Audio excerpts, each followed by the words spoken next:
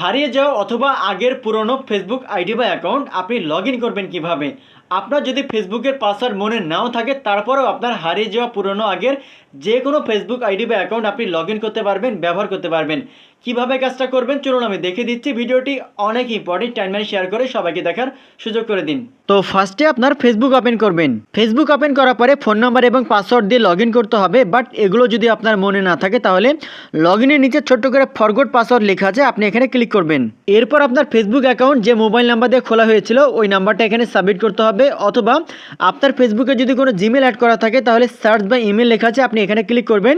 এরপর এখান থেকে আপনার ইমেল সাবমিট করবেন। যেহেতু আমার ফোন নাম্বার অ্যাড করা আছে এর জন্য আমি এখান থেকে মোবাইল নাম্বার দিয়ে সাবমিট করব। ফোন নাম্বার সাবমিট করার পরে কন্টিনিউ লেখা থাকবে, আপনি এখানে ক্লিক করবেন।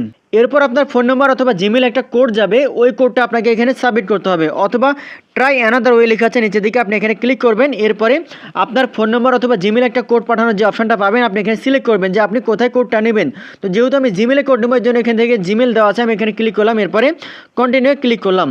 কন্টিনিউ ক্লিক করার পরে আমার জিমেলে কিন্তু একটা কোড গেছে, কোডটা এখন এখানে সাবমিট করতে হবে। তো দেখতে পাচ্ছেন আমার জিমেলে একটা কোড চলে আসছে। সেমভাবে আপনার জিমেল অথবা ফোন নাম্বার এভাবে কোড যাবে, এই কোডটা আপনি এখান থেকে কপি করে নেবেন। দেন এই কোডটা আপনি এখান থেকে জাস্ট পেস্ট করবেন বা সাবমিট করবেন। এরপরে কন্টিনিউ ক্লিক করবেন। এরপর এখানে নতুন করে পাসওয়ার্ড সেট করার অপশন পেয়ে যাবেন, এখানে নিউ পাসওয়ার্ড লেখা আছে, আপনি এখানে ক্লিক করবেন।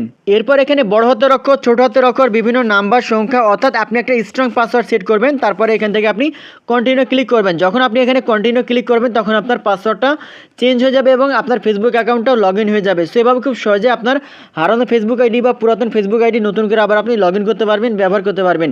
ভিডিওটি অনেক ইম্পর্টেন্ট, টাইমলাইন শেয়ার করে সবাইকে দেখার সুযোগ করে দিন। ধন্যবাদ।